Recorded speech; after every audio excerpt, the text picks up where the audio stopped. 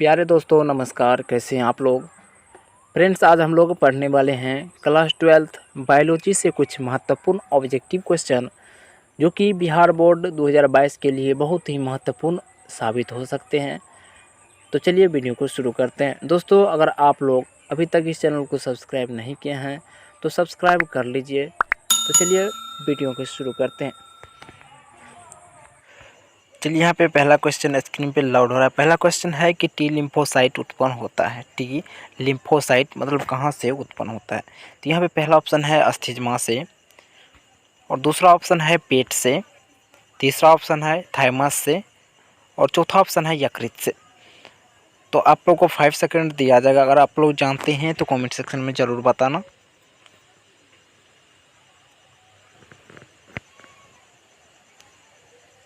तो इसका आंसर होगा ए, टी लिम्फोसाइट अस्थिज्मा से उत्पन्न होते हैं। कहाँ से उत्पन्न होते हैं? अस्थिज्मा से। चलिए अगला क्वेश्चन फिर से स्क्रीन पे लोड हो रहा है। अगला क्वेश्चन है कि इनमें से कौन स्वप्रतिरक्षा रोग का उदाहरण है। इनमें से कौन स्वप्रतिरक्षा रोग का उदाहरण है। तो यहाँ पे पहला ऑप्शन है दमा, दूसरा ऑप्शन है रूमेटाइड अर्थराइटिस, तीसरा ऑप्शन है कैंसर, और चौथा ऑप्शन है इनमें से कोई नहीं। तो फिर से आप सबको 5 सेकंड दिया जा रहा है।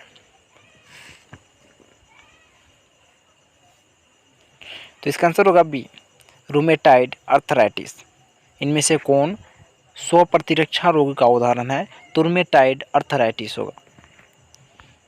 चलिए अगला क्वेश्चन फिर से स्क्रीन पर लोड हो रहा है। अगला क्वेश्चन है कि कैंसर किस कारण से होता है। कैंसर मतलब किस कारण से होता है। तो यहाँ पे पहला ऑप्शन है जीवाणु द्वारा, दूसरा ऑप्शन है ऑन्कोजीन्स के द्वारा, तीसरा ऑप्शन है दोनों, और चौथा ऑप्शन है कोई नहीं। तो चलिए 5 सेकंड वेट कीजिए, इसका आंसर क्या होगा। तो इसका आंसर होगा बी, ऑन्कोजीन्स के द्वारा। कैंसर किसके कारण उत्पन्न होते हैं? ऑन्कोजीन्स के द्वारा। तो चलिए अगला क्वेश्चन फिर से स्क्रीन पर लोड हो रहा है। अगला क्वेश्चन है कि निम्नलिखित में से कौन विषाणु जनित रोग है। निम्नलिखित में से कौन विषाणु जनित रोग है। तो यहाँ पे पहला ऑप्शन है हिपेटाइटिस, दूसरा ऑप्शन है पोलियो, तीसरा ऑप्शन है एड्स, और चौथा ऑप्शन है सभी। तो 5 सेकंड वेट कीजिए, इसका आंसर क्या होगा। तो इसका आंसर होगा डी, सभी। निम्नलिखित में से कौन विषाणु जनित रोग है? सभी। Hepatitis, polio, AIDS. तो इसका आंसर सभी होगा। चलिए अगला क्वेश्चन फिर से स्क्रीन पर लोड हो रहा है। अगला क्वेश्चन है कि एड्स किसके द्वारा फैलता है। एड्स किसके द्वारा फैलता है। तो यहाँ पे पहला ऑप्शन है रक्त के आदान प्रदान से, दूसरा ऑप्शन है अपराह से आदान प्रदान, तीसरा ऑप्शन है लैंगिक संभोग, और चौथा ऑप्शन है उपर्युक्त सभी।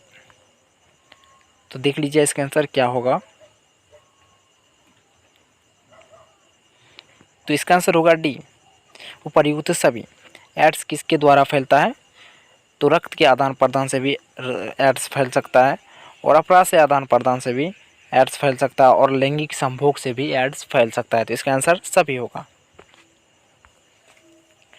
तो चलिए अगला क्वेश्चन फिर से स्क्रीन पर लोड हो रहा है। अगला क्वेश्चन है कि HIV आक्रमण करता है। HIV किस कोशिका पे आक्रमण करता है। तो यहाँ पे पहला ऑप्शन है बी लिम्फोसाइट, दूसरा ऑप्शन है एंटीबॉडीज, तीसरा ऑप्शन है टी लिम्फोसाइट, और चौथा ऑप्शन है यू बैक्टीरिया। तो चलिए फिर से 5 सेकंड वेट कीजिए। तो इसका आंसर होगा डी, यू बैक्टीरिया। चलिए फिर से अगला क्वेश्चन स्क्रीन पर लोड हो रहा है। अगला क्वेश्चन है कि अफीम व हीरोइन किससे प्राप्त होता है। अफीम व हीरोइन किससे प्राप्त होता है। तो यहाँ पे पहला ऑप्शन है थिया, दूसरा ऑप्शन है पेपावर, तीसरा ऑप्शन है कैनाबिस, और चौथा ऑप्शन है थियोब्रोमा।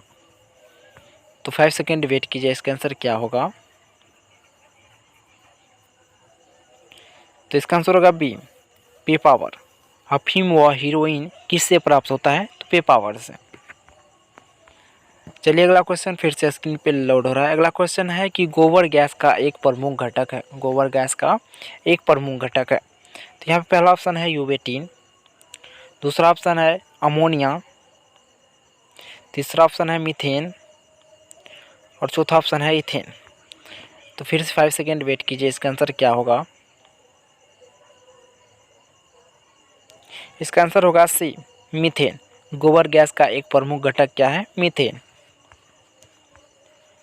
चलिए अगला क्वेश्चन फिर से स्क्रीन पर लोड हो रहा है। अगला क्वेश्चन है कि ईस्ट निम्न में से किसका प्रमुख स्रोत है। ईस्ट निम्न में से किसका प्रमुख स्रोत है। तो यहाँ पे पहला ऑप्शन है विटामिन सी, दूसरा ऑप्शन है राइबोफ्लेविन, तीसरा ऑप्शन है शर्करा और चौथा ऑप्शन है प्रोटीन। तो देख लीजिए इसका आंसर क्या होगा। इसका आंसर होगा बी, राइबोफ्लेविन।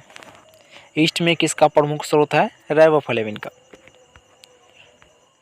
चलिए अगला क्वेश्चन फिर से स्क्रीन पे लोड हो रहा है। अगला क्वेश्चन है कि क्राई IAB किसे नियंत्रित करता है। क्राई IAB किसे नियंत्रित करता है। तो यहाँ पे पहला ऑप्शन है कौर्ण छेदक को, दूसरा ऑप्शन है गेहूं की रस्ट को, तीसरा ऑप्शन है कपास के कीटों को और चौथा ऑप्शन है मक्का के कीटों को। तो इसका आंसर क्या होगा, 5 सेकेंड वेट कीजिए। तो इसका आंसर होगा ए, कौर्ण छेदक को। चलिए अगला क्वेश्चन फिर से स्क्रीन पर लोड हो रहा है। अगला क्वेश्चन है कि क्लोरेला निम्न में से क्या है। क्लोरेला निम्न में से क्या है। तो यहाँ पे पहला ऑप्शन है जीवाणु, दूसरा ऑप्शन है शैवाल, तीसरा ऑप्शन है प्रोटोजोआ और चौथा ऑप्शन है एकल कोशिका प्रोटीन। तो फिर से 5 सेकेंड वेट कीजिए, इसका आंसर क्या होगा। इसका आंसर होगा बी, शैवाल। क्लोरेला निम्न में से क्या है, एक शैवाल है। चलिए अगला क्वेश्चन फिर से स्क्रीन पर लोड हो रहा है। अगला क्वेश्चन है कि फ्लेवर सेवर इनमें से क्या है। फ्लेवर सेवर इनमें से क्या है। तो यहाँ पे पहला ऑप्शन है पीरकनाशी, दूसरा ऑप्शन है चूजों की प्रजाति, तीसरा ऑप्शन है परजीवी टमाटर और चौथा ऑप्शन है कीटनाशक प्रोटीन।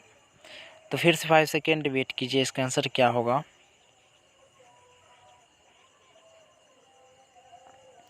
तो इसका आंसर होगा सी, परजीवी टमाटर। फ्लेवर सेवर क्या है, परजीवी टमाटर है।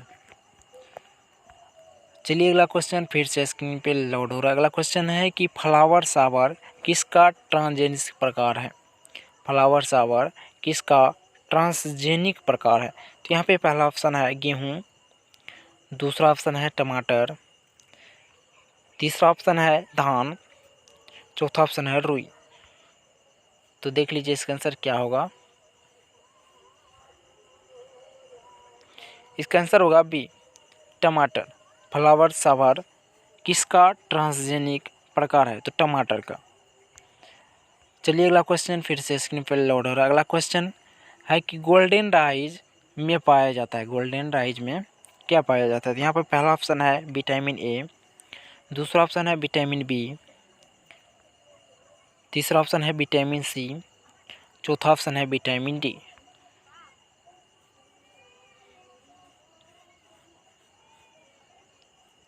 तो इसका आंसर होगा ए, विटामिन ए। गोल्डन राइज में विटामिन ए पाया जाता है। चलिए लास्ट क्वेश्चन फिर से स्क्रीन पे लोड हो रहा है। लास्ट क्वेश्चन है कि प्रोटोप्लास्ट कल्चर का फ्यूजोजेशन क्या है। तो यहाँ पे पहला ऑप्शन है तरल नाइट्रोजन, दूसरा ऑप्शन है PEG, तीसरा ऑप्शन है लैक्टिक अम्ल और चौथा ऑप्शन है इनमें से सभी। तो देख लीजिए इसका आंसर क्या होगा। इसका आंसर होगा बी, PEG। प्रोटोप्लास्ट कल्चर का फ्यूजोजेशन क्या है, PEG है। तो दोस्तों अगर आप लोग को यह वीडियो पसंद आया है तो लाइक शेयर एंड सब्सक्राइब जरूर करें।